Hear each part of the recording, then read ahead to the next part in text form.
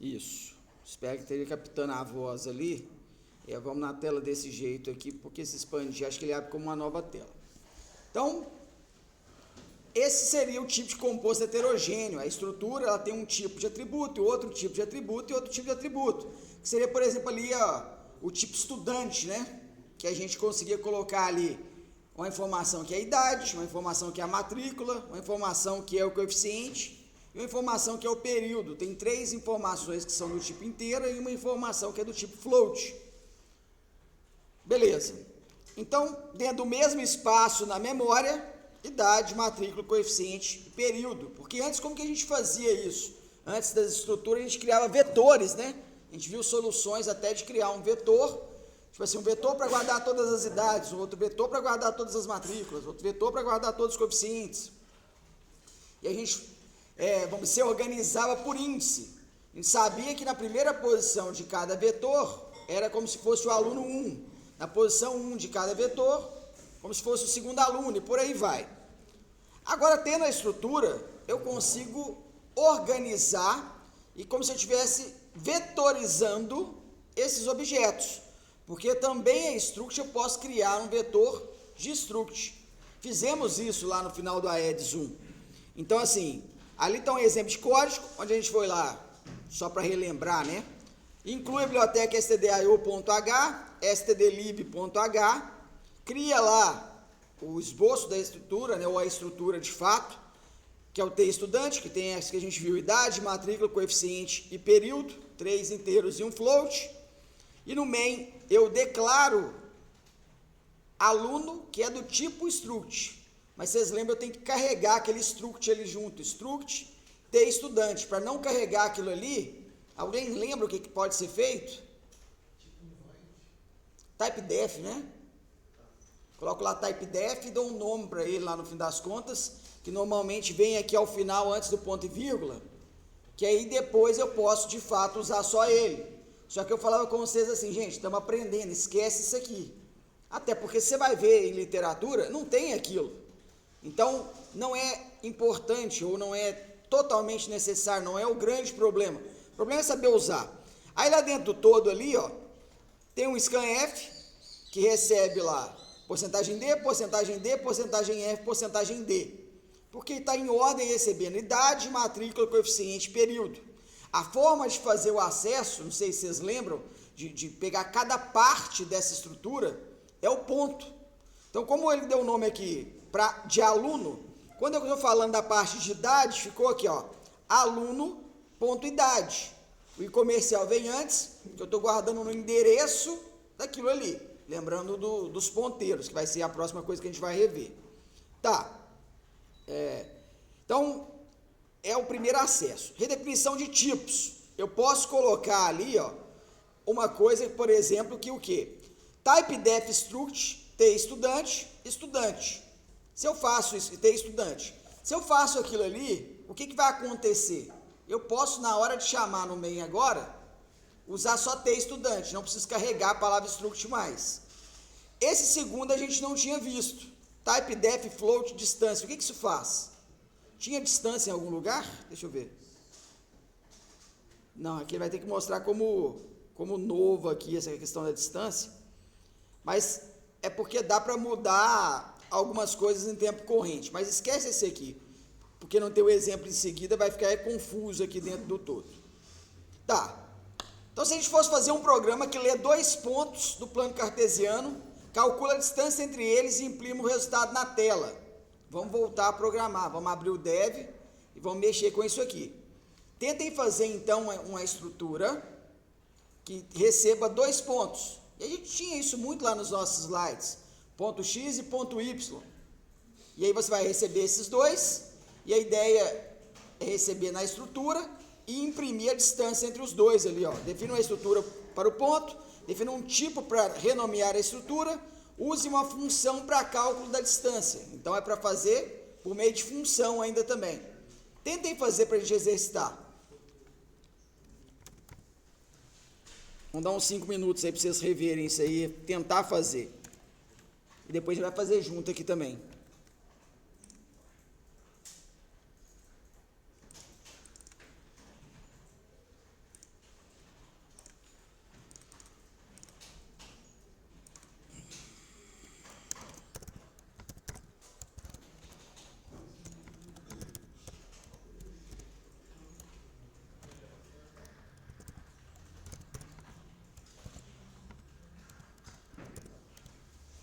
Vou deixar na ordem, né? Mais fácil para vocês conseguirem acompanhar ali, na verdade.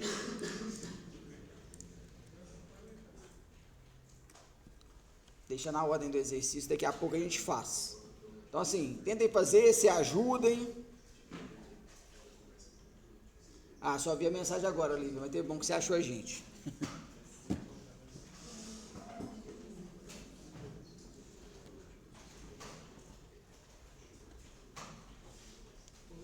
Oi? Não, tá, é pra estar lá. Mas você consegue acessar, não consegue? Eu só tiro da minha tela ali. Beleza.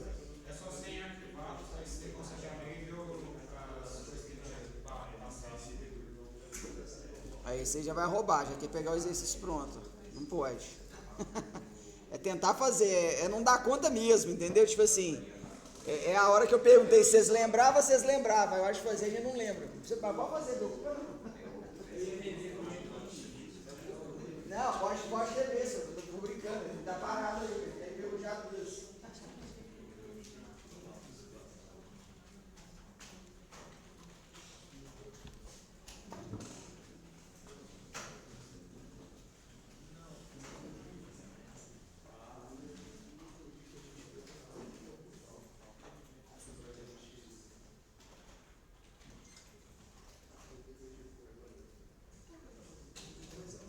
Quer ver? Eu vou congelar isso aí na tela, que eu consigo fazer outras coisas aqui, quer ver?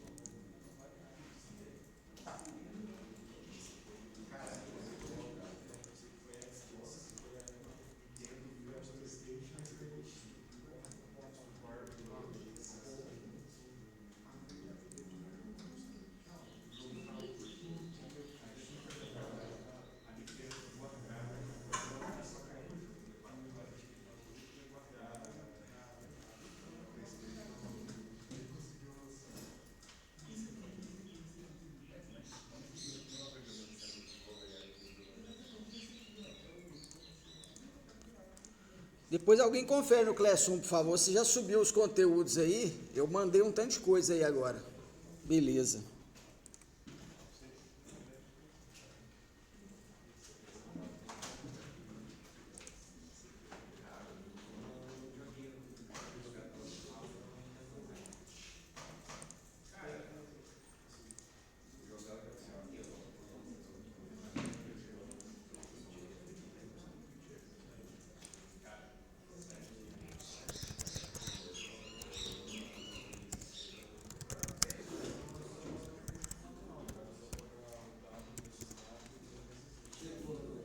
Beleza.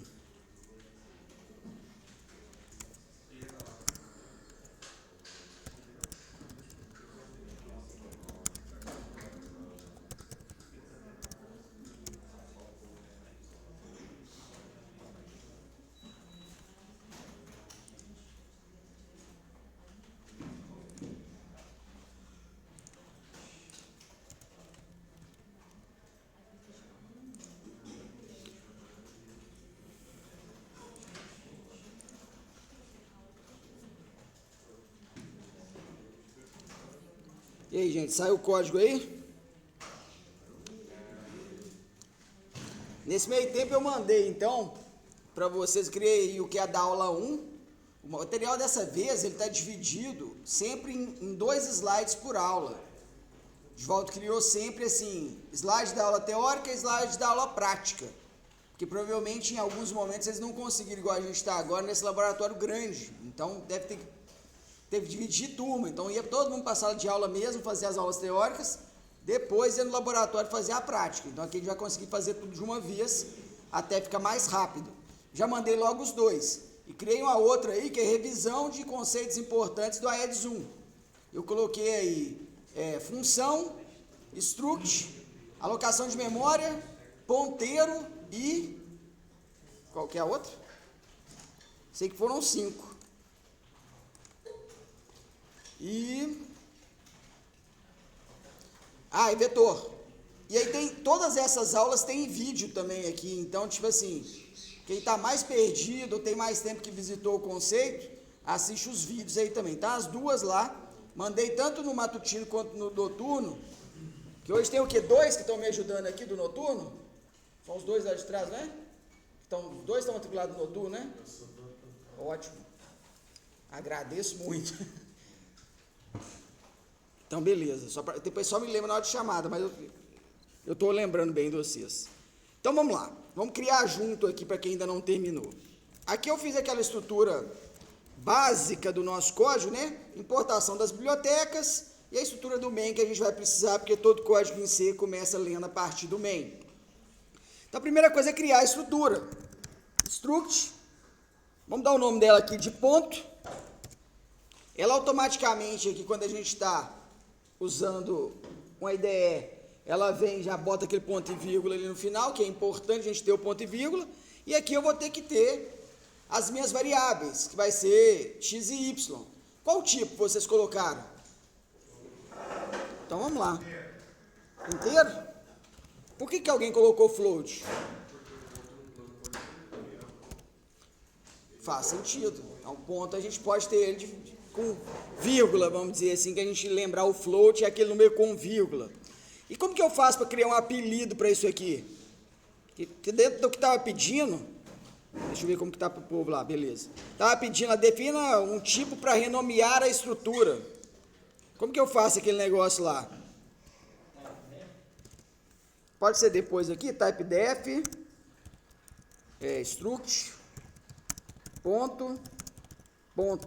Não tinha alguma coisa assim no slide há pouco, só que com o T estudante? Vamos testar isso aqui, ver se isso aqui funciona.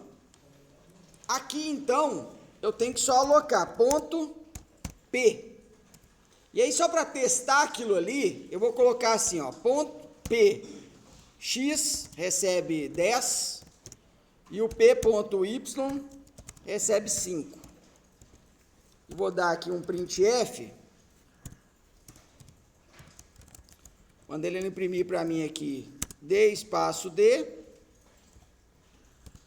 vai imprimir para mim o P.x, vírgula, P.y.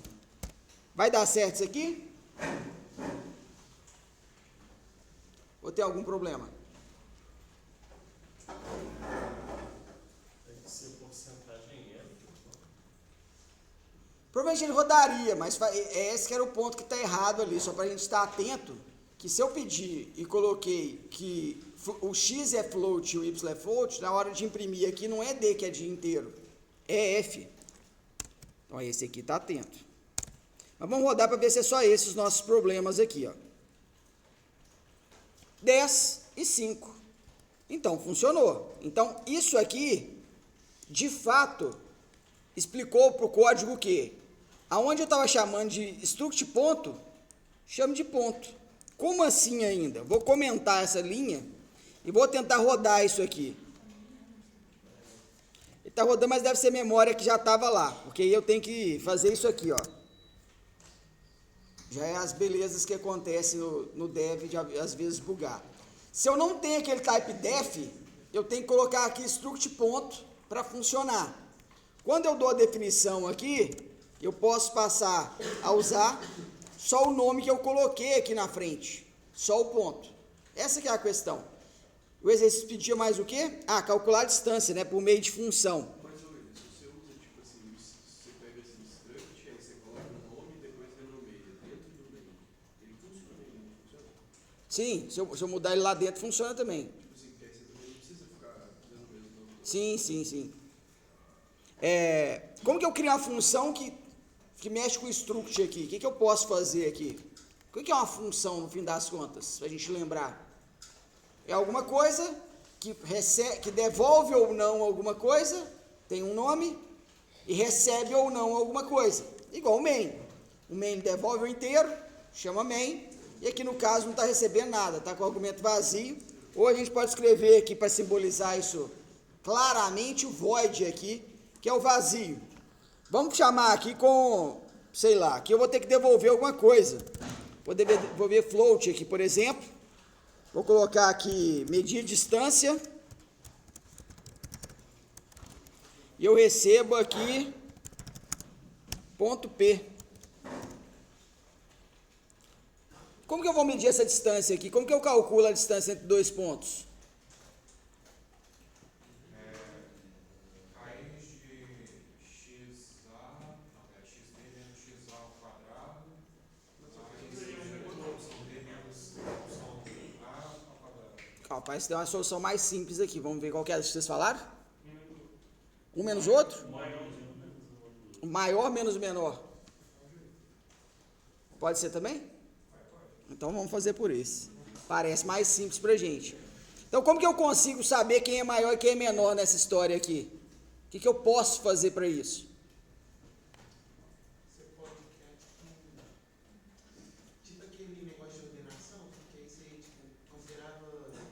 criava uma variável maior, aí depois criava um auxiliar para ele trocar, por exemplo, se x for menor que y, ele vai trocar por maior. Isso. Esse final você está certo. Criar toda uma ordenação não precisa, porque são só dois. É só uma comparação simples. Você começou ali pensando num bloco grande, mas são dois. Então é bem o que o colega falou. Só tem que comparar aqui, ó. Se o P.x maior que o P.y, eu vou fazer o quê? Vou dar aqui o return de P.x menos P.y. Pelo que vocês me falaram, se eu pego o maior e diminuo do menor, a resposta está ali. Se não for isso, vai ser o que vai acontecer se não for isso? Quais são os cenários que entram nesse else aqui? Para a gente lembrar o if e else também. Se não. Quais são os cenários que entram no se não? O caso que o y é maior que o x e o caso que eles são iguais. Caso que eles são iguais também vai aparecer aqui, mas eu sei que sempre, caso sejam iguais, vai ser zero. E faz sentido dois pontos que estão no mesmo lugar, a distância ser zero? Fazem, eles estão no mesmo lugar. Então, se não nos atende perfeitamente. Então, caso aqui seja o y maior, eu vou retornar, na verdade, p.y menos p.x. E na hora de usar aqui, eu vou colocar aqui, ó. a distância entre, vamos usar os dois aqui mesmo,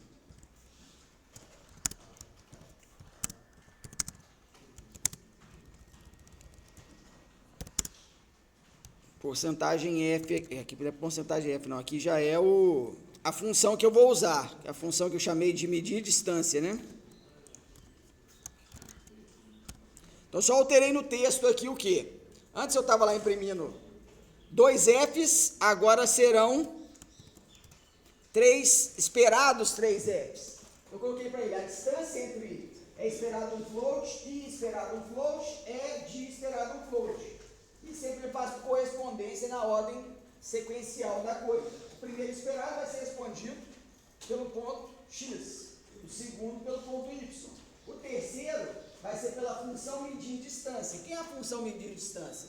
Aquela que a gente tem ali, que devolve um float, chama medir distância e recebe um ponto. O ponto que eu passei que foi o P. Esse é alvo do que a gente está trabalhando aqui também. Então, no fim, a mesma coisa. Subiu lá, testou. Se o x é maior que o y ou se o y é maior que o x. O retorno é condicionado a ver o maior e tirar do maior com o menor. É isso que a gente fez. Vamos rodar aqui para esses valores. Tem que sair 5 ali dessa história, né? A distância entre 10 e 5 é de 5. Então, parece que funciona. Vamos inverter isso aqui, né? Vamos colocar aqui agora como 25 aqui, desse cara, para a gente ver se faz algum sentido. A distância entre 10 e 25 é de 15. Então, está funcionando dentro do que a gente precisa. Então, o ponto, ele está calculando ali para mim. Mas o mais importante sobre esse código aqui, ou o que a gente tem para... A intenção dele aqui, acredito eu, era o quê? Relembrar conceito. Tudo isso aqui é muito simples. A questão de criar uma estrutura, se precisar renomear a estrutura, preciso fazer só se vocês quiserem, não precisa. A questão de usar uma função, ou criar uma função, e depois a aplicação disso tudo aqui. Para falar que a gente não usou de tudo que a gente já mexeu em algum momento, faltou aqui só um scanf. Vamos fazer isso aqui com o scanf só para a gente relembrar, né? Então, tipo assim, printf, digite o valor do ponto x. E aí eu faço aqui scanf, é esperado um float que eu vou guardar no endereço de p.x. E o outro aqui, eu vou fazer a mesma coisa, só que para o ponto y. Então, o texto só muda ali, e aqui só muda para y. Quando eu rodo, digite o valor para x, vamos colocar aqui 8, e o de y vai ser 15. A distância entre 8 e 15 é de 7. Matemática bem simples aqui, bem mais tranquila do que a do Isaac ali. O Isaac, ele complicou a nossa vida um pouquinho, mas seria legal fazer a fórmula dele aqui para a gente relembrar. Vocês ainda lembram como que eu faço questão de raiz quadrada? Que ele falou lá? Quem lembra? O que tem que fazer para usar raiz quadrada? Isso, a gente incluía a mat.h e usava a função pronta que era o sqrt. Mas teve um também, foi você mesmo, Isaac, que viu com a Carol e aí queria fazer toda uma conta, uma multiplicação louca. Mas teve um aí, não sei se de manhã ou de noite, que me apareceu com um trem do tamanho do mundo para resolver raiz quadrada. Porque ele achou que não poderia pesquisar, entendeu? Tipo assim, achei legal, ele buscou na matemática uma solução, tipo assim, meio que ele provou a raiz quadrada, mas era só usar a função mesmo. Então assim, a gente não vai reinventar a roda não, mas tranquilo sobre esse exercício, me cobrem para enviar ele para vocês depois também. Se na função você fizesse ela com void, como que ficava? Em qual dos pontos? Ali naquele float de distância, em vez de fazer float, você com void, como que ia ficar mais? Ela não ia ficar, porque tipo assim, para que serve esse primeiro termo? Vocês entenderam a pergunta do colega? Ele quer trocar aquele float ali para void e entender o comportamento. Quando eu coloco aqui return, é porque ela tem que retornar alguma coisa. Eu preciso que ela me devolva alguma coisa. E esse é o caso. Ele entrou para medir, ele devolve a medida. Então, não faria sentido eu colocar void, que é o vazio. O vazio seria tipo assim, eu não quero que retorne. E a gente chama de procedimento. Eu falava com vocês assim, tudo que tem retorno é função. O que não tem retorno chama até de procedimento. E normalmente a gente faz quando a gente trabalha com ponteiro.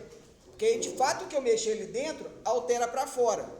Nesse sentido aqui, mesmo estando ali o P, não sei se vocês lembram, não é o P que sobe, é uma cópia do P. São valores iguais ao do P. Eu posso modificar o PX lá, o PY lá dentro, que ele não vai alterar nesse cara aqui de baixo. Tipo assim, só para provar isso aqui, ó. Vou falar assim, ó, P.x aqui vai ser igual a 10 e o P.y aqui vai ser igual a 5. E vou rodar a distância aqui, vai ser a primeira coisa aqui. Quer ver? Eu vou guardar essa distância em algum lugar, só para que a gente não calculou antes. Então aqui um float auxiliar, que vai receber esse valor aqui. E aqui depois eu vou imprimir o auxiliar. Para vocês verem que o PX não vai ser alterado. Eu vou chamar a função aqui, mas ela não altera. Mas o que vai sair de resultado aqui sempre dessa função medir distância? Sempre 5. Porque eu já fixei em 10 e 5 aqui, é sempre 5. Mas vamos rodar isso aqui para ver, ó, para ficar mais claro talvez. Vou digitar aqui 6 e 25. Ele colocou que a distância de 6 e 25 é 5. Faz sentido? Enquanto conta, não. Enquanto código, faz sentido. Por quê? Porque eu mandei ele calcular aqui a distância, medir a distância de P. Então subiu o P. E nesse momento, o X já vale 6 e o outro já vale 25. Aqueles valores que eu coloquei. Então ele chega aqui. Só que a primeira coisa que eu fiz com essa cópia que subiu é falar assim, esse 6 que você digitou não serve para nada, agora é 10. Esse 25 que você digitou não serve para nada, agora é 5. E ele fez a conta, fez o cálculo, devolveu o resultado do cálculo. Tá, quando ele chega aqui, qual que é o valor de X? Aquele que você digitou. Por quê? Porque não foi o valor lá para cima. O que foi lá para cima foi, na verdade, uma cópia do valor. E se eu quisesse mandar o valor lá para cima, o que eu tenho que fazer? Só fazer isso aqui já funciona? Passar aqui um ponteiro P para ele, e aqui eu peço para ele receber um ponteiro de cá, já funciona? Deixa eu rodar assim para ver se vai, ó. Aqui já não deu certo, ó. P.x igual a 10 aqui, ele já não quis não. Vamos colocar só P aqui, ó. Aí ele não aceitou aqui não. O que eu tenho que fazer, será, para conseguir alterar? Você tem que usar o P como ponteiro. Assim? Não, fala de um ponto P. Aí, No int main? A transformar ele para um tipo ponteiro que você quer na hora de mandar. eu acho que aí já resolveu. Tá, então vou criar. E aí depois como que eu vou guardar valor nele? Se eu fizer isso aqui, aí eu já consigo. É isso? Aí ele deu pau nessa parte aqui, porque ele é um ponteiro para estrutura e não uma estrutura. A gente tem que começar a lembrar ponteiro também. O ponteiro ele serve para apontar alguma coisa. O que esse ponteiro aqui aponta? Alguma coisa do tipo ponto. O ponteiro ele nasce para apontar alguma coisa. Então aqui de fato, por enquanto, é isso.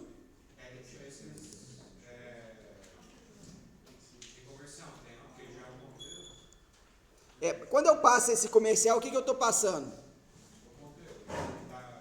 O endereço daquilo ali, né? Então, de cá, eu estou pedindo um ponto P. Vamos rodar assim para ver se vai. Ele está falando que não dá para converter isso aqui. Se eu passar assim, parece que ele não está aceitando também. Ele deu pau na parte de cá, ó, porque o P.x, ele não aponta aquilo ali. E se eu colocar a seta assim, quer ver? A seta parece que ele está aceitando. O que era a seta, vocês lembram? A seta é para apontar para o item da estatística. Pra quem não lembra, a seta era a mesma coisa de eu fazer isso aqui, ó. Todo o P aqui deveria vir com o ponteiro antes. Porque aonde esse P aponta, que eu estou mexendo. Então vamos rodar assim agora, onde eu coloquei todos ali. Deixa eu ver o que ele deu pau agora. Mas ainda assim ele está dando pau, vai ter que ser com a seta mesmo. Com as setas ele está querendo. com a mesma coisa ali em outra grafia, ele não está aceitando não. Mas teoricamente era aquilo ali. Vamos rodar assim, que é onde ele aponta. E eu quero mostrar o efeito se eu fizesse dessa forma. Porque isso aqui vai ser importante para as nossas próximas aulas, vamos dizer assim. Ou para agora, né, que a gente vai começar a mexer muito com o ponteiro. Vamos ver se assim ele roda. Assim ele pediu aqui um 9 e um 5. A distância entre 10 e 5 é 5. Agora o 9 e o 5 que eu digitei, já sumiu completamente.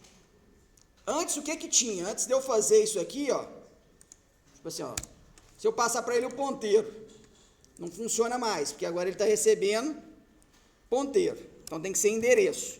Quando eu passo o endereço de alguma coisa, o que é aquilo ali? Para a gente tentar aproveitar e relembrar isso.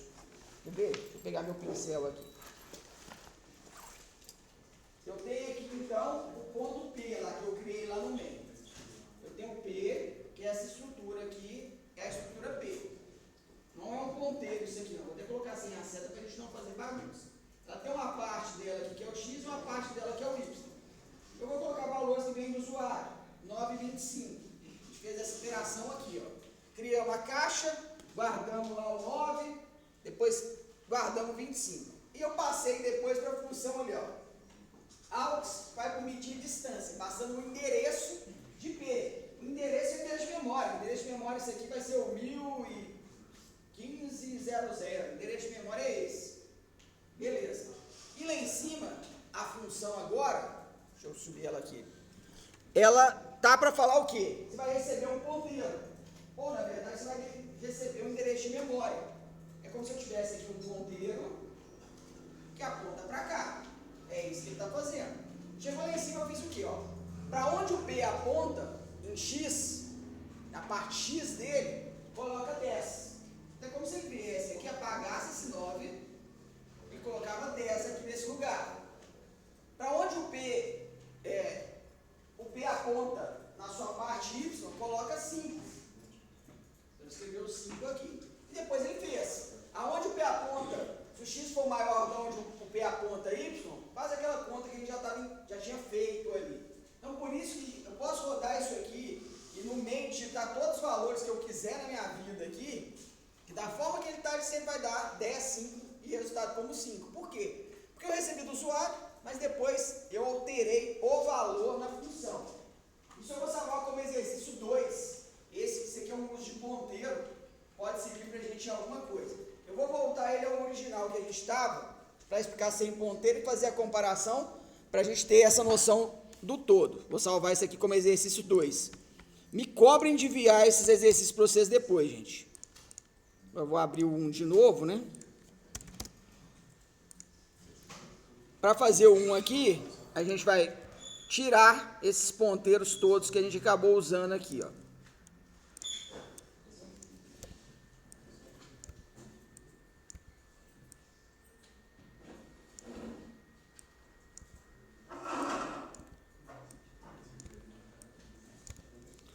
Deixa eu ver, acho que já foi. Se eu rodo ele assim, ó, eu vou colocar aqui os mesmos 9 e os mesmos 25, ele vai dar para mim, ó. A distância entre 9 e 25 é 5. Beleza. Agora ele não colocou o 5, o 10 e 5 lá. O que eu digitei aqui, ele manteve aqui. Mas o 5 lá de cima continuou vindo. E por que continuou vindo? Quando eu passo esse P dessa forma que ele está aqui, que é a estrutura, eu não passo essa estrutura. Eu passo uma cópia dessa estrutura. É como se eu pegasse isso aqui e criasse um outro pedaço aqui, X e Y, e aqui vai estar os 9 e aqui vai estar os 25. Nessa estrutura aqui. Essa vai ficar intacta lá, com os 9 e 25.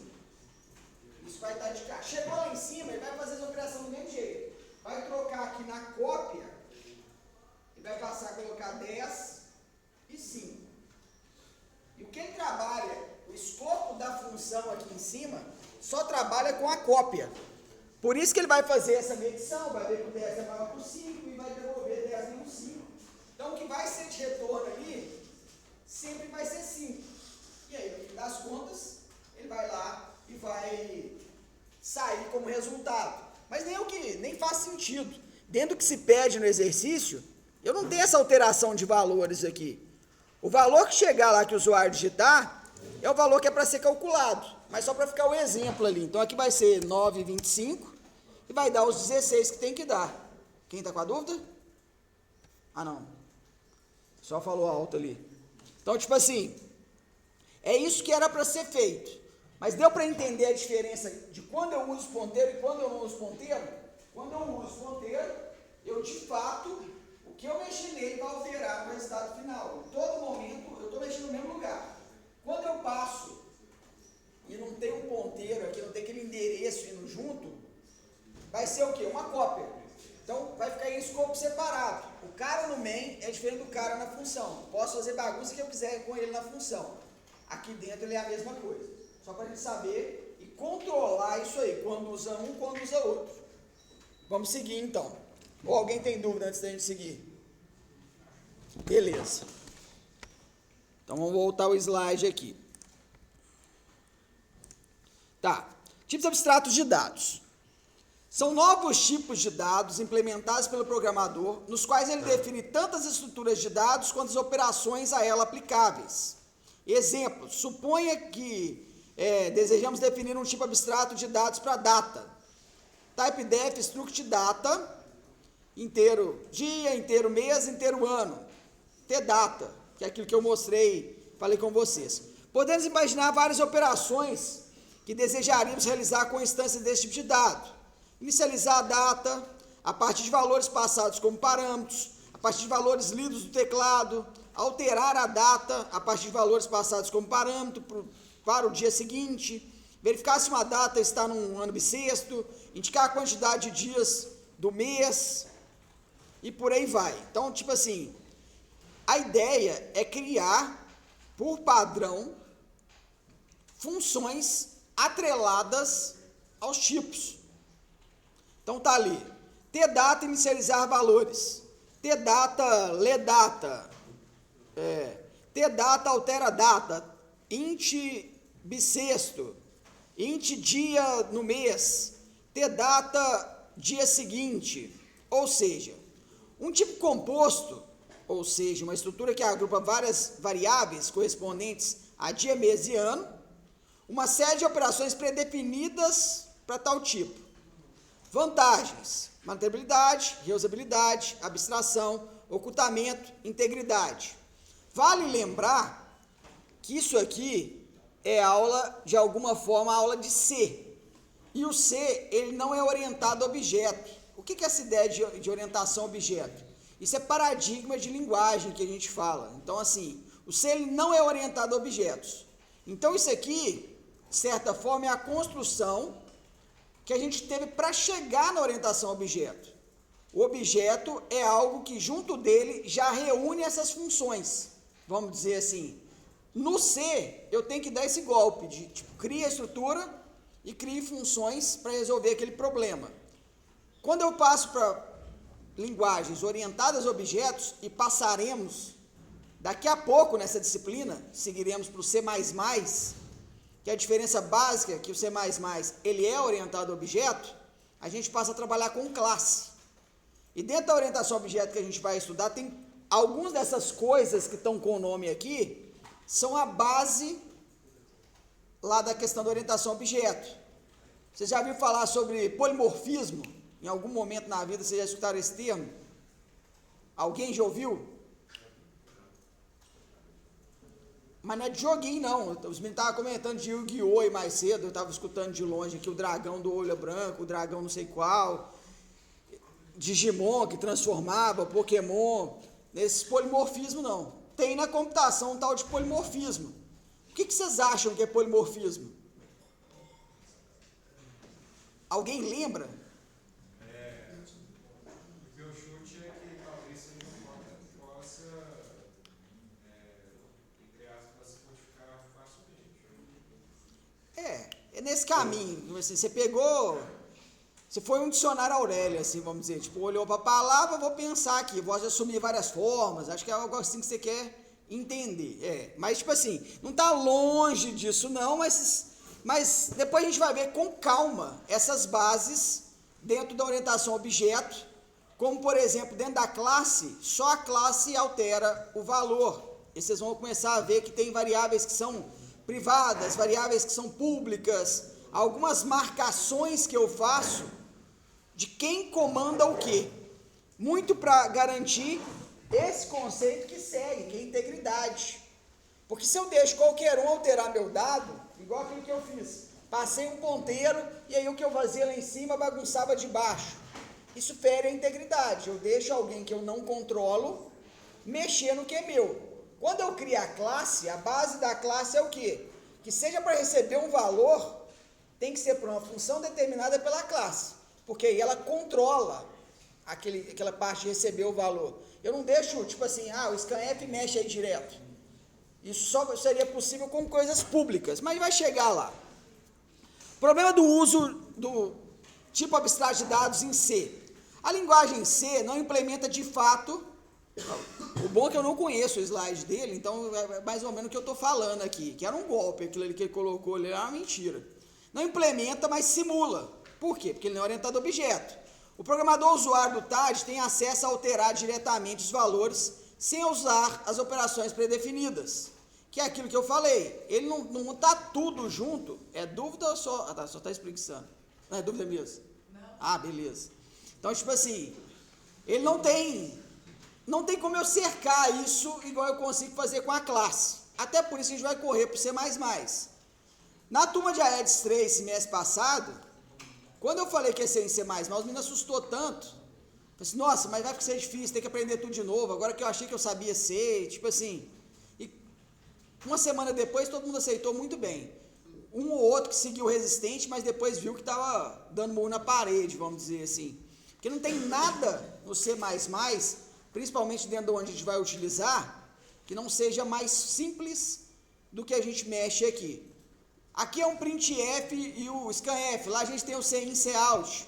Então assim, é aquilo que eu falei com vocês lá na aula 1, provavelmente de AEDS. A gente não tem que se apegar à linguagem, a gente tem que se apegar à ideia, ao algoritmo, que é o quê? Eu quero receber um valor do usuário.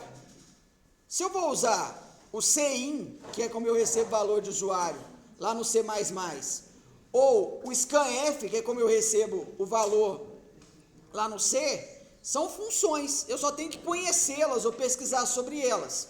O importante de tudo é sempre o quê? Saber que eu quero receber um valor.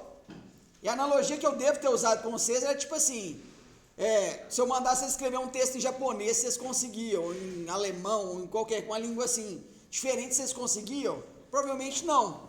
Mas se eu falasse com você, escreve em português o texto e agora joga no Google Tradutor e manda colocar em outra língua. Vai ficar perfeito o Google Tradutor? Não. Para ficar perfeito você vai ter que fazer adaptações, você tem que entender um pouco da linguagem e tudo mais. Assim é a linguagem de programação também. O seu algoritmo, a sua ideia, é o seu texto em português. Migrar para outra linguagem é essa tradução, ou seja, pega função por função, mas algumas adaptações precisam ser feitas. Um pouco da linguagem você vai ter que aprender. E a melhor coisa que vocês fazem enquanto vocês estão na academia, que é a universidade, é aprender diversas linguagens. Se forcem a aprender diversas linguagens. Porque no mercado, vocês vão ter que aprender, às vezes, do dia para a noite, dependendo do tamanho da estrutura da empresa.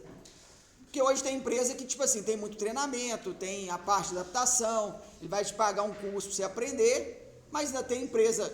Isso, quanto maior, essa parte é mais organizada. Quanto menor a empresa, ela é mais organizada e você acumula mais funções. Então, tipo assim, é aquilo que você vê várias vagas que não preenchem. Aqui eu não vejo. Eles colocam vagas de emprego em algum lugar aqui na UENG, fica lá de computação? Geralmente eles ficam mandando no zap aqui geral da engenharia. E aí a vaga é para um cara que joga no gol, faz a lateral direita, é o zagueiro, o meio de campo, o atacante, o técnico e tudo mais, né? Tipo assim, o cara tem que fazer tudo, vamos dizer assim. Isso normalmente é coisa de empresa pequena, no sentido que o quê? Ele não tem como dividir funções, vai ser 3 caras, então assim, nós temos 50 funções, eu vou pegar 15, você pega mais 15, alguém fica com 20 funções, então vai fazer as mesmas coisas. dentro de uma organização maior, e eu espero que vocês cheguem nela, vamos dizer assim, o mais breve possível, vocês vão ver algumas coisas que o quê? Você sempre vai parecer, puxa a porta para nós, por favor, Lino, você vai parecer que você não faz nada, vamos dizer assim, porque te entrega uma parte de uma coisa que não faz sentido nenhum, sozinha, várias pequenas contribuições para chegar em alguma coisa maior ali dentro, então vai dar esse sentimento de tipo, estou fazendo nada, isso aqui não resolve o problema de ninguém, vamos dizer assim. Em grandes organizações, algumas vezes o sentimento é esse. Igual vocês estão mais no início do curso, mas tem gente que já está mais para frente. Engenharia de software, vocês já fizeram? Quem já está mais para frente? Vocês acham que aquilo é aplicado de fato nas empresas? Eu achava a maior mentira da face da terra engenharia de software, quando eu fiz essa disciplina. Gente, que mentira que os caras vão parar o dia de serviço para ficar fazendo reuniãozinha para saber o que o outro cara está fazendo. Mas faz. No mercado grande, hoje não vive sem reunião de forma alguma. Ah, não, não, pode deixar, tanto faz. Eu achei que tinha acabado, eu estava dando aula aqui, a luzinha voltava o tempo inteiro. Mas, tipo assim, a engenharia de software, ela existe de verdade. Ela não é teórica, vamos dizer, que ela aplica e resolve muito problema da programação. Por quê? O mercado hoje, ele já aceitou que ele não tem mais um funcionário. Como assim? Antigamente o cara ficava numa empresa, uma vida, e ele era a documentação da empresa. Então, tá lá o Isaac contratado e tudo mais. Se o Isaac morrer, parte da empresa morria junto, que é coisa que só ele sabia. Se esse cara fala que vai sair dali, eu tenho que dobrar o salário dele para ver se ele fica. Por quê? Porque eu dependo dele. Porque dentro da empresa pequena, normalmente você é tão preocupado em produzir, em fazer, que você ignora essas partes de engenharia de software, você não documenta nada. Então você fica dependendo do cara. Sem ele, é igual tipo assim, vocês claramente já fizeram isso em algum momento, que seja para estudar. Vocês copiaram o código do colega em algum momento, ou pegou para ler o código do cara. E tem alguns que vocês pegaram e falaram assim, gente, isso não faz sentido nenhum, o que esse cara está tentando fazer aqui? Esse cara é meio doido. Por quê? Porque cada um programa de um jeito, criam as variáveis sem sentido, que tem gente que vai lá e vai colocar ali, medir distância, vai criar a função medir distância. E assim, acho que 99% da população mundial, se vê a função medir distância, imagina que ela serve para medir distância. Mas vai ter um que vai chamar a função de MD. Que na cabeça dele, MD é medir distância. Mas daqui 10 anos, ele morre, ele vai sair da empresa. Eu vou ter que parar para ler a função MD, para entender o que faz a função MD. Por quê? Porque ele não segue nem boa prática de programação, que é o quê? Tentar criar funções que fazem sentido. E vocês criam funções que não fazem sentido, nome de variável que não faz sentido, isso o tempo todo, principalmente quando vocês estão aprendendo. Então, oi?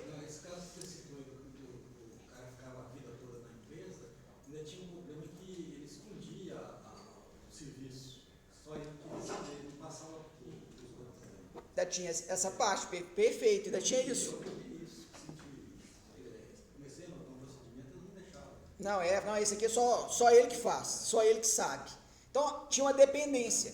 Hoje tem que ser totalmente independente. O funcionário fazer um código tão impossível de ser lido e de dar manutenção que a empresa não pode demitir ele, porque se ele for embora, só ele que sabia. É refém, fica refém do cara. Hoje não dá para ser assim, por quê?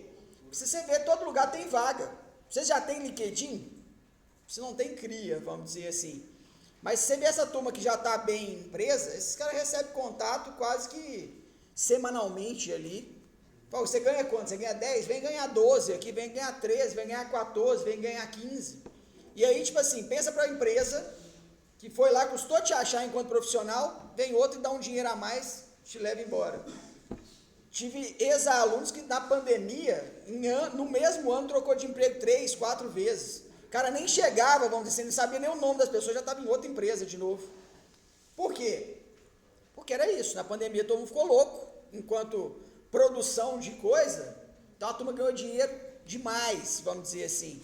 O profissional de TI é o profissional hoje em dia que tem menos medo de ficar desempregado, eles não ligam, vamos dizer assim, eles encaram um projeto ali, vai lá, vai durar só 4 meses. Para uma pessoa normal falar, entrar num emprego que ele sabe que vai durar 4 meses, ele não entra nunca, ele fala, tá doido, eu prefiro ficar aqui nesse estável, tipo assim, ganhando 8 mil, do que arriscar um outro ali com 12 que vai durar 4 meses. Mas dentro da TI todo mundo já está acostumado, que é por projeto mesmo, você vai ali, ganha 12, pula para outra empresa, ganha mais, ganha menos, fica mais 6 meses, fica mais 1 ano, e tem gente que fica na mesma empresa, tem gente que fica no mesmo lugar. Isso quem expandiu muito foi pandemia, até porque hoje muita gente trabalha fora do Brasil, aqui do Brasil, mas são muitos. Igual o cara que eu vou trazer para palestrar para a gente, provavelmente online, ele teve em Formiga quarta-feira, falando sobre segurança de informação de maneira geral. Ele trabalha numa multinacional no Chile. Então ele estava falando sobre ransomware, sequestro de dados e tipo assim, coisa que ele já participou e acompanhou e sabe, conhece muito, vamos dizer assim. Ele, tipo assim, hoje ele mora em Formiga, ele é de Formiga e mora em Formiga e ele trabalha no Chile, vamos dizer assim. Isso é muito normal. Um cara que trabalha, que é grande amigo meu, trabalha no Banco Inter, está morando em Formiga de novo. São as comodidades que a gente tem dentro do home office. Então a gente tem que aprender essas boas práticas de programação e ficar focado. Aquela engenharia de software que parece que não vale nada, porque vocês não chegaram. Mas eu acho aquela, assim, a área de engenharia de software chatíssima. Por quê? É muita teoria. É aquilo assim, pelo menos o professor que eu tive, as aulas dele eram sem slide. Aquilo ali no final da noite, o cara tava babando de tantos slides que ele já tinha lido ali naquele negócio. Ele é cansativo pra caramba. Eu não gosto de aula teórica. Então assim, não era nada pra mim. Eu achava assim, isso aqui é uma mentira, é uma bobagem, e esse cara não para de falar. Eternamente falando aqui. E depois eu fui ver que se aplica. Mas vamos continuar. Exemplo de uso de TAD aqui. Seguindo aqui, que é essa ideia, lembrando o que teve aqui, só para recapitular. Criou-se uma estrutura e criou funções que manipulam aquela estrutura. De alguma forma a gente fez isso lá com a manipulação do nosso ponto. A gente tinha um ponto e tinha um negócio para medir a distância dele, que a gente implementou. Porque assim, o que é a diferença, ou para tentar explicar isso aqui um pouco mais? Eu podia lá no meu main, simplesmente ter feito a mesma coisa, ter medido a distância lá no meu main? Podia. Só que no main há alguma coisa que não está. A ideia da TAD, a ideia da classe para onde a gente vai evoluir, é você já ter programado essas coisas, não é o cara criar da cabeça dele. Vai estar pronto medir distância, você só usa. Esse que é o ponto. Tá. Construtores. Oi. Na empresa que eu trabalho, tipo assim, é bem estranho, tipo assim, ele tem Delphi lá, então é um formulário, né? Mas ele tem um arquivo com todas as funções. Seria tipo isso? Não é bem isso não, porque tipo assim, aqui também o C, a gente não viu, mas é possível a gente criar uma biblioteca. Igual tem o stdio.h, você pode criar isaac.h.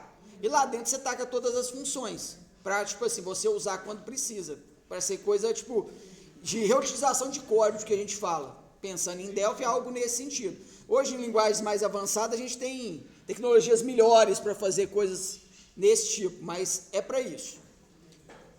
Voltando para cá, então, quanto construtor. A construção nada mais é que a inicialização das variáveis, que é o quê?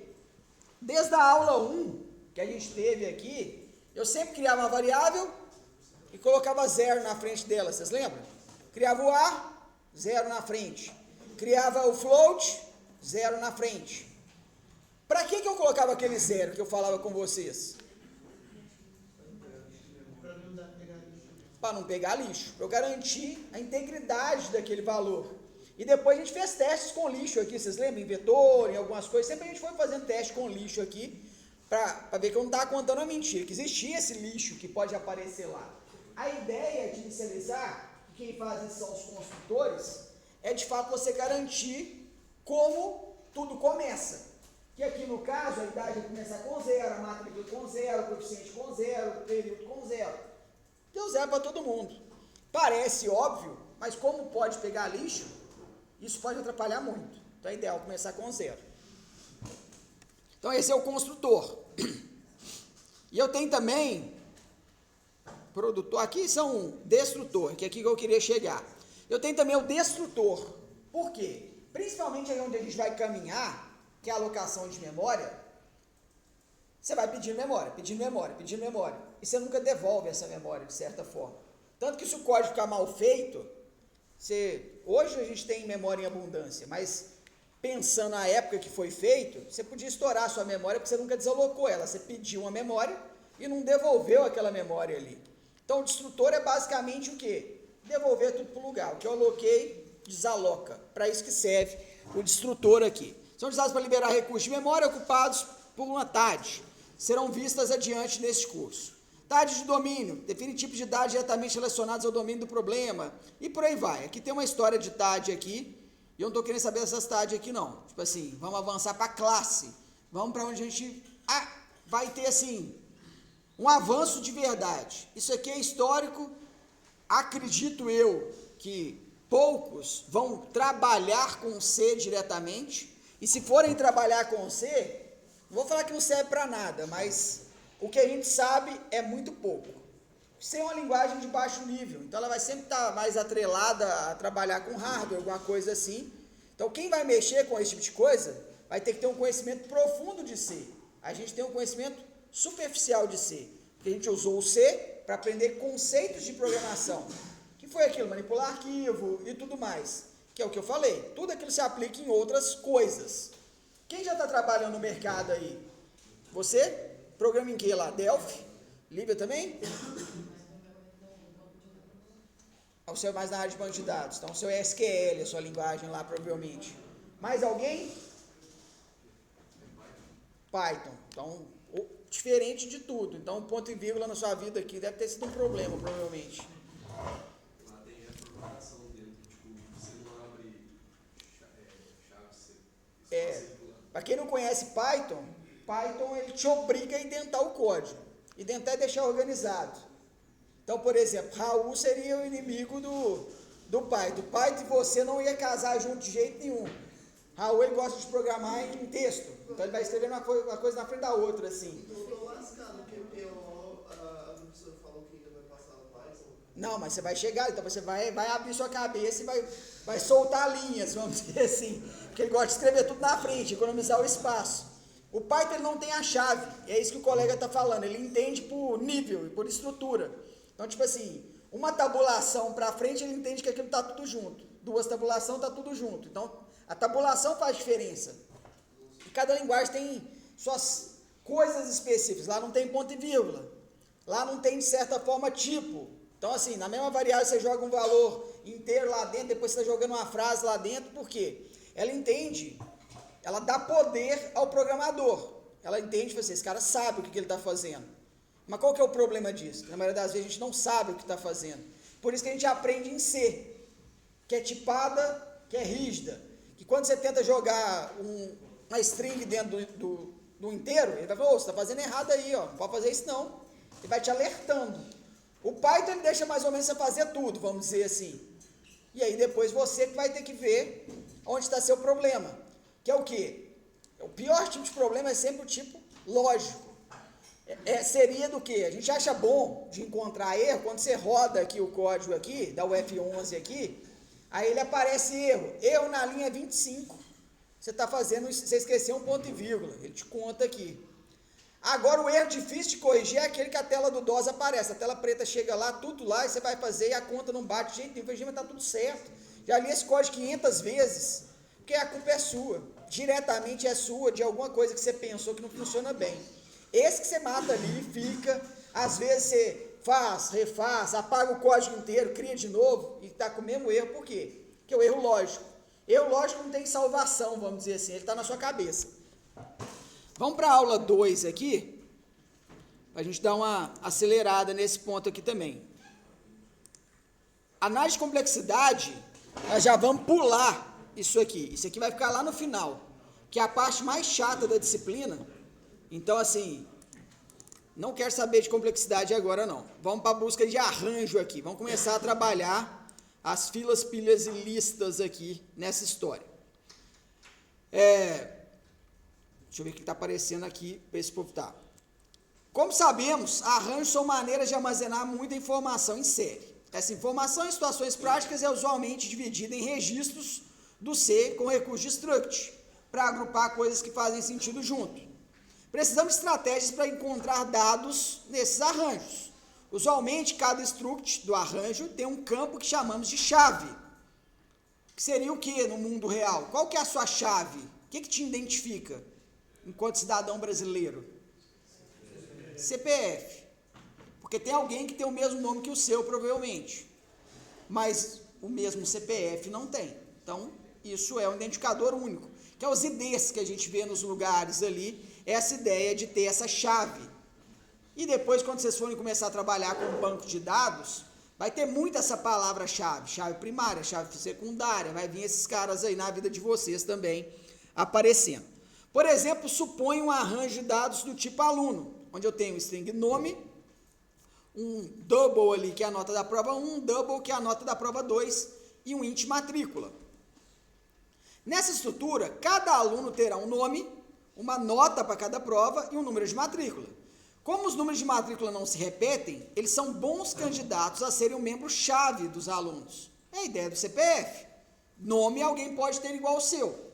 Agora, CPF não tem. Neste caso prático, o problema da busca em arranjo consiste em encontrar em qual posição do arranjo, então A em vermelho ali, né? É o A mesmo que está buscando ali. A está o aluno com o número de matrícula X. Então, é isso que ele está procurando ali. Não entendi nada. Qual a posição do arranjo? O A é o arranjo, entendi. Está o aluno com o número de matrícula X. Então, ele quer identificar, dentro desse arranjo, quem que é o cara que tem a matrícula 726.922. Para a apresentação didática dos métodos, consideramos arranjos de inteiro, onde o próprio valor do int é sua chave. Então, o que ele quer? Está complicando muito, coisa simples. Para entender isso aqui, a gente vai trabalhar com vetor de inteiro. É isso que a gente vai fazer. É assim que a gente vai trabalhar com fila, pilha e lista. E semana passada a gente já comentou o que é uma fila, o que é uma pilha e o que é uma lista. Fila, primeiro que entra, primeiro que sai. Pilha, o último que entra é o primeiro que sai. E lista eu posso escolher, ou tenho o método de pegar os intermediários ali. Tá. Então tá ali o que é para ser feito, igual tá ali, ó, x igual a 9. A chave onde está o 9 é a 4. Porque é o que? A posição do vetor onde está o número 9. Basicamente ele fez o que? Ele pegou esse 9 e foi comparando dentro do vetor até encontrar quem era o 9. No caso ali a chave do ponto onde está o 9, ó, é o 4, posição 4 do vetor. Tá. Vamos avançar. 2 métodos serão apresentados: busca sequencial e busca binária. Busca sequencial. O método mais simples para a busca é, a partir do primeiro elemento, pesquisar sequencialmente um a um até encontrar a chave procurada. E aí vem um cara que não tem aqui no C diretamente, mas talvez alguém já viu em alguma linguagem. Vocês já viram for each? Você não viu for each? Você está vendo um Python bem diferente o seu aí. Você está mexendo com um pouco Python, então, para você não ter visto for each. Porque tipo assim, a forma que ele funciona é por for each. O for each é a implementação automática disso aqui, onde você, tipo assim, determina um nome, no caso lá, um alias, que ele fala um apelido para o primeiro elemento, e ele vai caminhar nos outros elementos. Então você deve fazer um for lá assim, quer ver? Você está usando for each, você não sabe o nome. Você faz isso, um for, né, de x em arc aqui, por exemplo. Então, o x aqui é como se fosse o for each. O que ele faz? Ele tem aqui o meu vetor, posição 0, 1, 2, 3 e 4. E aí, na primeira vez que ele passa aqui, o x é como se fosse essa posição. Na segunda, como se o x fosse isso aqui. Isso é o tal do for each. Ele assume posição por posição. Ele caminha sequencialmente. Esse é o for each. Então, por exemplo, int busca sequencial. Eu passo uma chave, eu passo o vetor e eu passo um inteiro n, que deve ser o tamanho desse vetor aqui, provavelmente. Eu faço um for de int i igual a 0, enquanto i menor do que o n mais. Ou seja, eu vou de i até a n, percorrendo todos os valores. E vou comparar se o valor que está no a i é igual à chave, que é aquela ideia do 9. É como se ele pegasse aqui, ó. Cadê aquele? Esse, né? Ele pegasse aqui no primeiro momento, o I lá é 0. Então ele vai comparar o 9 com 6. Não foi. Soma 1, 9 com 3. Não foi. Com 8, não foi. Com 5, não foi. Com 9 foi. Nesse momento meu I vale 4. É isso que está acontecendo aqui dentro desse código aqui, né? Quando é igual, ele retorna 1. Se não for igual, ele retorna menos 1. É só um controle para ele saber se deu certo ou se não deu certo ali, né? Dentro dessa aqui. Se, tipo assim, isso aqui poderia ser uma função para saber se aquela chave está no meu vetor. E aí, por exemplo, no próprio Python, você pode só questionar. Se, tipo assim, ó, se, por exemplo, 9 em vetor, por exemplo. Você pergunta para ele se tem um 9 lá dentro do vetor, ele te responde, tem. Aqui a gente tem que fazer um laço para rodar. Então, assim, linguagens mais novas, mais atualizadas, fazem você olhar para o C e achar que você está no tempo das cavernas. É bem isso mesmo. Só que, assim, para aprender linguagem não tem nada igual o C, não, gente. Ali no caso, ele se colocou menos 1 porque considera também os zeros, tá? Se você trabalhar. Eles trabalham com 9. Aqui só foi uma questão de controle. Isso vai receber lá no main.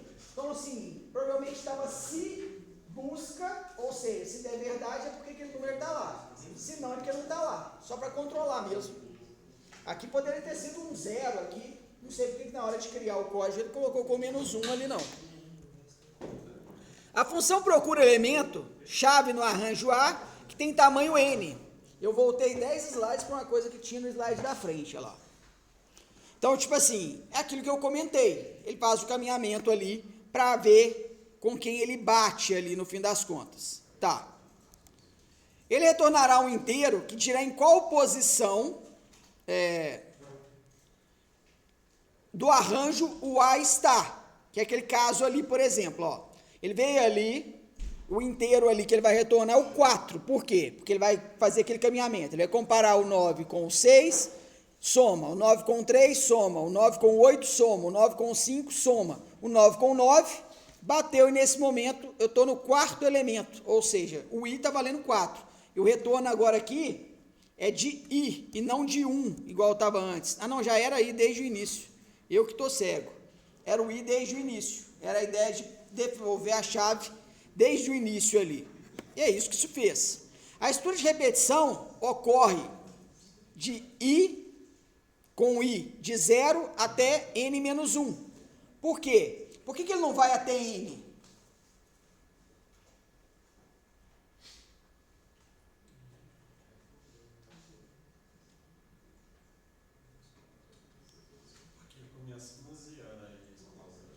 Perfeito, é aquela ideia que assim, se eu tenho um vetor de 10 elementos, eu nunca tenho a posição 10, porque minha primeira posição é a 0, eu tenho de 0 a 9, eu tenho 10 posições, mas a posição 10 eu não tenho, a posição N eu não tenho, só por isso ali, só para a gente relembrar a estrutura do vetor mesmo. Tá, comparamos cada elemento do arranjo com o elemento chave, então, ele está explicando isso aqui com muita calma, alguma coisa que é muito simples e já fez aqui, então vamos avançar. Em relação ao número de comparações, o melhor caso, quando o elemento que procuramos, é o primeiro do arranjo. E o pior caso, quando ele é o último do arranjo. Porque como é sequencial, ele vai testar até encontrar. O melhor caso de todos, se for o primeiro. Faz um teste, já bateu, já acabou. E o pior caso é quando for o último, que ele vai passar por todos até encontrar. Tá. Em relação... Ah, não, isso aqui a gente já pula, aqui, ó. Essa coisa aqui já está um pouco ligada à análise assintótica lá, que a gente já pulou. Então, essas coisas bonitas aqui a gente vai deixar para depois, por enquanto. Essa aqui também. Então, vocês vêem essas notação de O, esses casos aqui, já pula. Busca binária é o método mais eficiente que a busca sequencial. Porém, a busca binária requer que os elementos estejam ordenados. Então, agora o vetor não pode ser mais a salada que era antes aqui não. 6, o 3, o 5, o 8, por aí vai. Eu consigo, eu parto dela ordenada. Procuramos o elemento 8 no arranjo A. Todo mundo está vendo o 8 lá, é a penúltima casa ali, lá na chave 5 lá. Então ali tem um 8, tá. Comparamos a chave com o elemento do meio. Antes eu começava do 0, do primeiro elemento. Agora ele compara do meio, por isso que a busca é binária. Como a chave é maior, ele vai 6 por 2, vai dar 3. Como a chave é maior que 3, ou 5, né? Que é a posição 3 ou 5, que é o valor que está lá dentro, sabemos que agora só precisamos procurar do lado direito do arranjo. Que a ideia é o quê? É sempre eliminar a metade. Por isso que a busca é binária. Eu pego o meio do arranjo, sabendo que ele está ordenado, e falo assim, ó, compara com esse cara. Porque se ele for maior que esse cara, eu não preciso passar por esses 3 aqui. Se fosse no outro cenário com esse mesmo vetor, ele ia comparar com 1, com 2, com 3, com 5, com 6, para chegar no 8. Quase o pior caso. O pior caso é só se eu estivesse buscando 9. Dessa forma, na busca binária, ele compara com 5 e fala, já ignora esses caras. Vai comparar com 6 e depois vai comparar com 8. Ele já sabe qual lado que ele tem que seguir, para a direita ou para a esquerda. Então, essa que é a ideia da busca binária aqui. Tá. Se consideramos então os elementos de 0 até 3 do arranjo, repetimos o procedimento. Você vai lá e olha de novo a partir da metade. Vamos dizer assim, o meio entre eles aqui, esses que sobraram aqui, qual que é o meio deles? O 8. Então, no caso é a posição 5. Então ele viria direto aqui para o 8. Se eu for sempre quebrando a metade, fazendo subarranjo do arranjo. Essa é a busca binária, ela vai quebrando. E tem alguns que faz híbrido isso aqui, que é essa ideia que eu comentei. Ele vem entre a metade e depois ele segue sequencial. Essa aqui é de fato sempre quebrando, e aí com 2 quebras, vamos dizer assim, ele já achou o cara que ele queria ali. Porque, por exemplo, se eu estivesse buscando 6, o que ele ia fazer aqui? Ele sabia que ele estava onde? À esquerda. E a esquerda dele só sobrou 4, porque eu já eliminei toda essa galera aqui. Se fosse 9, ele saberia que estava à direita também. E por aí vai. Mas a gente vai implementar depois. Como o elemento do meio agora é igual à chave, o algoritmo retorna o valor de i. No sentido que o quê? Ele já encontrou. Com a busca binária, já encontramos o elemento na segunda comparação. Então aqui tem uma implementação da busca binária. Ela está lá, para a gente ver, ó. Vamos só tentar entender. Passei a chave, passei o vetor, passei o tamanho. Criei um inteiro i, que vai ser para iteração. Criei um inteiro aqui esquerda e criei um inteiro direita, que é n-1. Fiz um do while aqui. No meu do while, para que serve do while? Qual que é a diferença do while? A primeira ele vai fazer, ele não testa a condição. A primeira vez ele executa. Depois de fazer, ele testa. O teste vem depois. Ele pegou aqui o i e falou que era esquerda mais direita dividido por 2. Vamos implementar isso aqui. Vamos tentar criar o nosso disso aqui para fazer mais sentido do que aqueles números prontos que estavam ali. E para a gente cada vez mais aprender a ler o algoritmo e entender o algoritmo ali. Pois, só uma dúvida. A questão anterior do estudo, você só deu uma revisão, está começando a matéria agora, né? Que é a busca binária, né? Isso. Beleza. Deixa não com nada não. Beleza. Então aqui, vamos pegar aqui um vetor aqui, ó. 2, 4, 6. Vamos 7 para bater bem com o que está aqui. Aqui vai ser...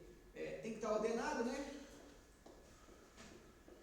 Eu estou buscando 2 aqui, ó. 2 é que eu quero nessa história aqui. Então minha chave é o 2. Aí ele vem ali, ó. Meu i vai ser igual a esquerda mais direita dividido por 2. A esquerda é 0. A direita é quanto? n-1. Quanto que é meu i? 7. São 7 posições aqui, é 7. Então vai ser 6 por 2. É a mesma conta que estava antes. Então no meu primeiro momento, o i é igual a 3. Pegando em posição, está aqui, né? Está no meio, exato. Por isso 7 para ser ímpar, ele quebrar em 2 blocos de 3 iguaizinhos. Tá. Então ele olha com esse cara aqui. Aí ele faz. No primeiro momento ele faz isso e testa. Se a chave for maior que o A na posição 1. Então assim, o A na posição 1 está aqui. que está o A na posição I, desculpa. Então ele está comparando se o 2 é maior que o 4. Não é. Aí ele vai para o sinão. E ele fala que já que é sinão, direita é igual a 1 menos I. I menos 1, desculpa. Então aqui passou a ser 2. É isso que ele mudou. Ele vem para cá. Dentro da história dele aqui, é isso que está acontecendo com ele. Não, direita, né? Calma. Então vamos pegar aqui e anotar todo mundo que está aqui. Ó. Direita e esquerda. E deixa os 3 que estavam aqui quietos. A esquerda aqui está valendo 0 e a direita está valendo 6. Beleza. Ele só falou ali para mim que a direita agora é I menos 1. O meu I é 3. Menos 1 é 2 aqui. Ó. Então, é isso que eu tenho. Aí ele vai testar. Se a chave é diferente de A igual a I. Então, o I é igual a 3. Porque é o caso que o quê? Você já encontrou. Não foi o caso, ele não encontrou. I esquerda é diferente de direita. 2 e 0, diferente. Então ele continua. Então beleza, ele vai vir lá e entra ali. Primeiro ele faz a divisão. Ele pega os 2, ele soma e divide por 2. 2 por 2, 1. Então aqui o I vale 1. Ele vai vir para cá. Aí vê se a chave é maior. Aí eu vou testar. 2 é maior que 2? Não. Aí ele entra ali e faz o quê? Direita é igual a I menos 1. Aqui vai ser 0, né? Beleza. Aí ele vai vir aqui e vai testar. Chave é diferente de A na posição I? Isso é diferente disso? É igual, né? Então, ele não vai se prender, ele já sai. E também a outra também já é força ele sair, porque a esquerda ali é maior, ali maior é igual, ele não era o problema não, mas já achou. Tanto que a próxima é que ele sai do laço. Ele vai testar o quê? Se a chave é igual a A na posição I. E é. Estamos aqui no 2 e estamos aqui no 2. Beleza. Retorna 1. Se não, retorna menos 1. Só para retorna I. Lembrar que esse I aqui está parecendo um demais para mim ali nesse da show embaçado. Então, tipo assim, porque o que ele vai retornar para mim? O 1, que é a chave no vetor aonde ele está. Vamos mudar, colocando que eu estou pesquisando. Minha chave aqui, então, na verdade, vai ser o 1, não vai ser o 2. Só para a gente manter fazendo alguma coisa aqui. Então, eu estou no 0, 0 aqui. E, tipo, é aquela coisa. Para dar certo aqui, essas duas coisas têm que ser verdadeiras. Aqui, a chave é diferente. E aqui, a esquerda e a direita é igual. Então, ele fica aqui dentro. Beleza, ele chega lá de novo e faz o quê? Pega a esquerda mais direita e divide por 2. 0 divide por 2? 0. Então, I é 0. Então, ele vem para cá, né? Ó. E aí, ele vai testar, vai fazer e vai ter encontrado o elemento que ele queria, que é o 1 do mesmo jeito. Só para mostrar que ele caminha da forma que precisa. Deu para entender o código? Vai quebrando da metade em metade. Esses vão testar ele ainda. Ele vai estar na atividade de aula de alguma forma. Vocês vão quebrando o código até chegar aonde você quer. Isso é busca binária. É sempre dividir pela metade a cada passo. Tá, vamos avançar. Aqui ele deve explicar de novo aqui, ó, passo por passo dessa história. O que eu fiz lá no quadro está tudo aqui solto. Então, isso é até bom para quem está vendo só depois. Bem a parte da análise assintótica dele aqui, ó, são coisas bonitas como O log de N, O log N. Esse cara foi o que eu pulei, ele nos poupei de momento disso aqui, mas depois a gente não vai escapar desses caras não, a gente vai voltar entendendo o que é isso aqui. Tá, as notações. Uma desvantagem é que manter um arranjo ordenado pode ter um custo muito alto. Isso torna este método mais vantajoso para aplicações pouco dinâmicas. Qual que é a ideia? Eu sempre falo isso, principalmente em disciplinas mais para frente. Esse cara parece ser ótimo, só que ele tem um custo para ordenar. E na computação, muitas vezes você não usa o melhor algoritmo para resolver um caso. Você usa o mais barato, o menos custoso, porque ordenar tem um custo. Então, talvez, no todo, vamos dizer assim, se eu fizesse ele na bagunça sequencial, eu gastaria menos tempo do que ordenar ele e depois fazer a busca binária. Só na busca, com certeza a busca binária é melhor. Mas esse custo de ordenar é um problema muito grande. E ele falou ali sobre questões dinâmicas, ou seja, quando aquilo muda muito. Porque se ele muda, tem que voltar a ordenar ele sempre. A não ser que eu já faço ele também de forma dinâmica, que é o que a gente vai evoluir depois nas estruturas dinâmicas que vocês pesquisaram lá. Que ela estática está num vetor, dinâmica é ponteira, então você troca ela de ordem sempre e ela já está lá, conectada virtualmente do mesmo jeito. Beleza. Acho que terminamos também esse aqui. Deixa eu ver qual que é o próximo, para ver se vale a pena, ou se a gente encerra. Deixa eu ver. Não, dá para ver mais uma aqui, ué. Ou pelo menos começar a ver. A atividade de aula vai só até essa, mas vamos ver um pedacinho dessa aqui, a gente começar a entender nossos problemas aqui, que são as pilhas, filas e listas. Começando pela pilha, então. O que define uma pilha? Para que um elemento entre na pilha, ele será sempre colocado no topo da mesma. Para que o elemento seja retirado da pilha, ele sempre sairá do topo da mesma. É aquilo. O último que entrou é o primeiro que sai. É a estratégia LIFO que ele coloca ali. Last in, first out. Os elementos da pilha são retirados na ordem inversa à ordem que são introduzidos. O último a entrar é o primeiro a sair. Não são permitidas operações sobre quaisquer nodos, somente sobre aqueles detidos pela organização da pilha. É aquilo tipo, é como se eu fizesse uma pilha de livros, eu não tenho opção de tirar o último livro da pilha. A única forma de tirar o último livro da pilha é se eu tirar todos. Tem que desempilhar todo mundo para chegar no último. Não tem essa escolha. Quem sai é sempre que está no topo da pilha. Essa é a instrução.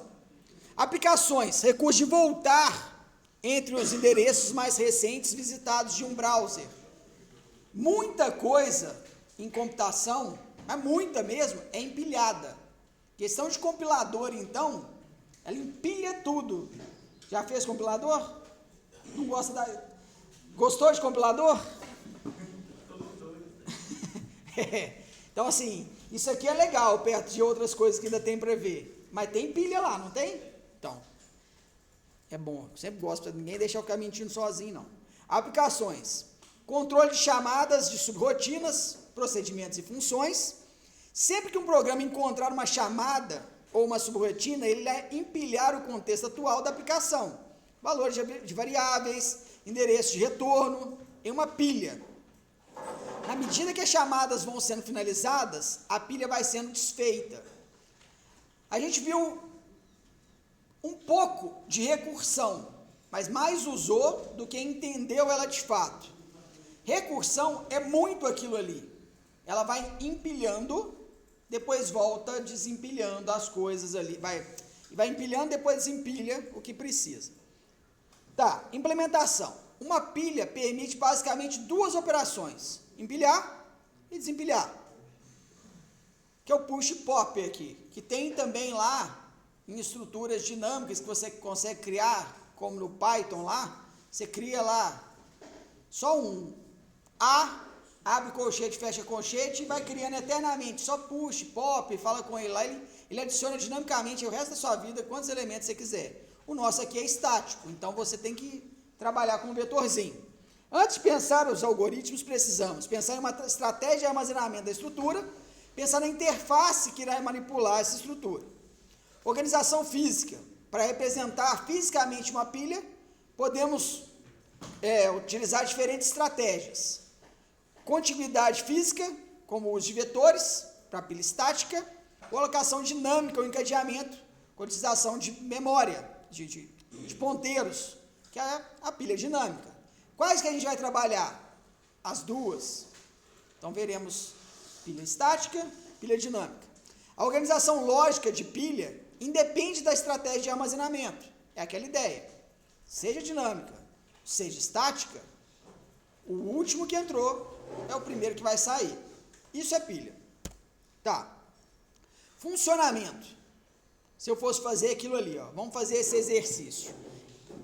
Vou desenhar ele ali também no quadro pra gente ali. E aí quem tá vendo o vídeo depois, faz vocês aí no caderno, em qualquer coisa. 3, 6, né?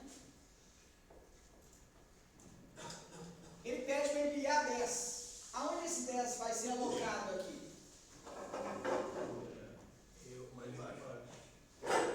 Aqui ou aqui, né? A primeira dúvida.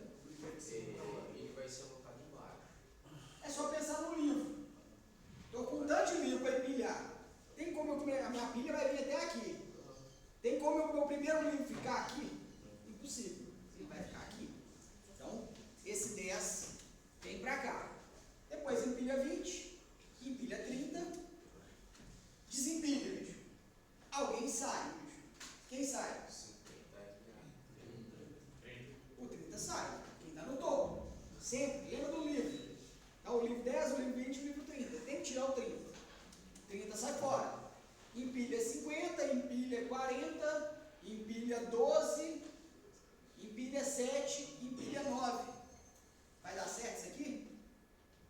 Falta espaço nesse empilhamento. Eu contei os quadrados errados, deixa eu ver. Não, tá certo. Não cabe aquele outro cara ali não. Ou tem alguma coisa que eu posso fazer?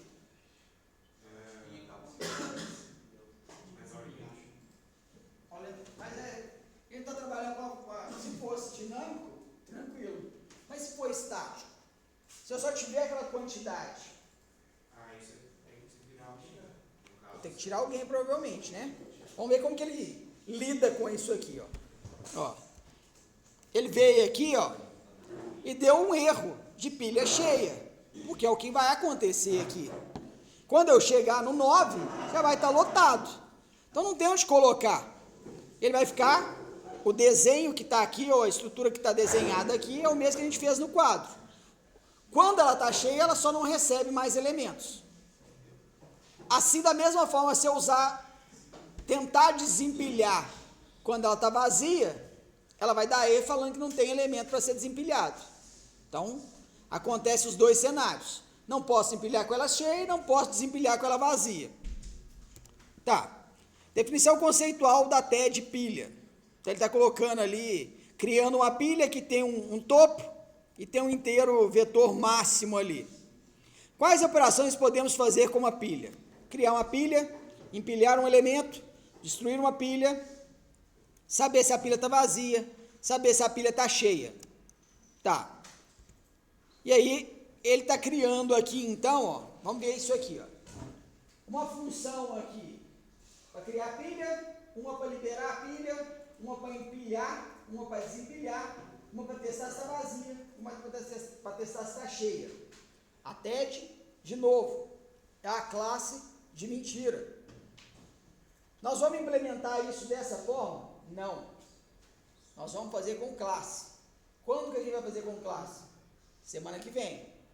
Então, isso que já vai estar aqui, dessa parte, a gente já vai meio que rasgar o slide e já vai evoluir. Não vamos criar TED, coisa de mentira, se a gente já pode criar direto a classe. Isso vai estar tudo vinculado nela direto. Nós vamos ter esses mesmos caras. Vai ter lá um consultor, vai ter um destrutor, vai ter uma função de empilhar, uma desempilhar, uma de testar se está vazia, uma de testar se está cheia. Mas a gente vai pegar as teorias e vai ficar fazendo sempre as comparações. Eu vou estudar pelo conteúdo que está aqui. Posso fazer provas tudo em C, tudo com TED, DG? Pode fazer do jeito que vocês quiserem. Para mim está tranquilo. Recomendo que a gente siga com C++. Tem uma notícia boa, dentro do que o povo estava esperando. Não está 100% confirmado, mas ao que parece o monitor está definido e é o Diego novamente. Então, para os que não tiveram o Diego como monitor, já adianto que é o menino que dá a vida pela monitoria. Então, assim, ele não cumpre a quantidade de horas que ele deveria. Ele faz 10 vezes mais o tempo de horas que ele deveria. Eu acho que ele tem que fazer 8 horas, o menino faz 80. Então, ele foi um ponto de apoio muito grande da disciplina semestre passado. E assim, da última classificação que eu vi, ele está na frente por 3 décimos. Então, só se tiver um recurso, se tiver alguma coisa e tudo mais, pode vir a mudar. Parece que isso sai e será definido, parece que ele falou para mim que é dia 12, então é sexta-feira que vem. Esse processo segue correndo.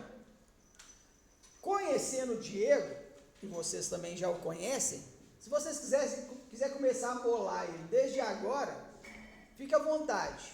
Amanhã ele já monta o Discord de vocês, já faz reunião até 10 horas da noite com vocês, igual vocês estavam acostumados lá no sábado. E já tem, o pessoal pode falar só que já tinha. Então assim, ao que parece vai ser ele, é o que é uma boa notícia. Assim, o pessoal da noite então, ainda brinquei com ele ontem, ele esteve aqui na sala ontem para fazer um negócio de um formulário, ele me contando, eu falei, não tá bom, porque esse menino ia queimar pneu, fechar a avenida aqui, se fosse você perder esse negócio aí, eles vão fazer uma revolução, eles não aceitam outro monitor não, então que bom que foi você.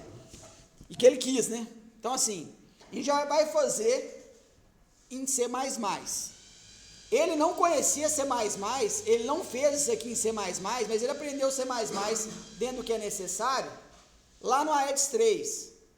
E Diego é bom, não precisa se preocupar não que ele consegue conduzir vocês em C++ com tranquilidade também. Mas, de novo, em livro, muito tem em C. Vocês vão ver vários conteúdos que tem em C. Mas nós vamos fazer em C++. Já vamos construir algo para caminhar para AEDS 3, para evoluir depois para linguagens orientadas a objeto. Todas as aulas, desde que vocês me lembrem, eu vou fazer igual eu estou fazendo aqui. Tudo isso aqui está sendo gravado. Não sei se a captação de áudio está boa ou não. A gente vai ter que ver como isso vai ficar e tentar melhorar para ajudar vocês e o pessoal da noite. Por que eu vou gravar elas pela manhã? Porque à noite tem, não é o dobro, mas é quase isso de aluno. Então, assim, a confusão é muito maior aqui à noite, então a tendência do som é ficar bem pior à noite. Então, sempre de manhã, isso vai ser mais fácil para a gente estar gravando. Mas isso não muda em nada. A aula é desse jeito. Vocês podem perguntar do mesmo jeito, podem interromper do mesmo jeito, é aula. Esse é um recurso a mais. Até porque, é o que eu sempre falo, a aula de programação, você falta uma, parece que te sequestraram e te jogaram em outra sala que está falando um negócio completamente diferente. Então, faz para o cara não perder o norte dele por completo. Tá, então a gente, até porque a gente já viu 2 aulas num dia só, e não adianta ficar empilhando conhecimento demais, vai virar bagunça. Na próxima aula a gente vem para conhecer pilha, fila, e se der tempo a lista de uma vez. A gente vem para o speedrun também, de conhecer tudo ali que precisa de uma vez. Tá, acabou a fila, pilha e lista, nós vamos fazer o quê? A estática. Vamos fazer as dinâmicas. Acabou as dinâmicas, na verdade, dinâmica a gente vai ver só fila e pilha. Vamos fazer prova. Para quê? Para não reunir conteúdo demais e ter uma primeira prova para ser a prova fácil. Aquele esquema de sempre. Depois a gente junta mais conteúdo, outra prova. E a última prova é aquela que eu quero que vocês cheguem nela já aprovado, porque ela vai reunir os conteúdos mais difíceis. A ideia é que todas vão valer 25, que a gente combinou semana passada. 3 provas de 25, 25 em exercícios, trabalhos, 5 foi inclusive no exercício da semana passada. Tem alguém que está vendo a primeira aula hoje? Não está no Class 1? Não, eu tô. Mas você fez o trabalho? Ah, então ótimo. A preocupação maior é o trabalho lá. Então, assim, que lá já foi 5. Faltam 20 desses lá. Até para já dar uma tranquilidade para todo mundo. Só está espreguiçando. Então, vocês espreguiçam demais. Eu acho que é dúvida. Mas beleza. Então, assim, eu vou mandar para vocês a atividade de aula. Para os que não estão acostumados com a atividade de aula, vai 2 exercícios, 3 exercícios no máximo. Semana que vem a gente vem para cá, começa a aula corrigindo a atividade de aula, depois a gente dá seguimento na aula. Mais para, tipo assim, te forçar a rever os conceitos que foram vistos aqui, ou aplicar eles. Tranquilo? Então, chamada.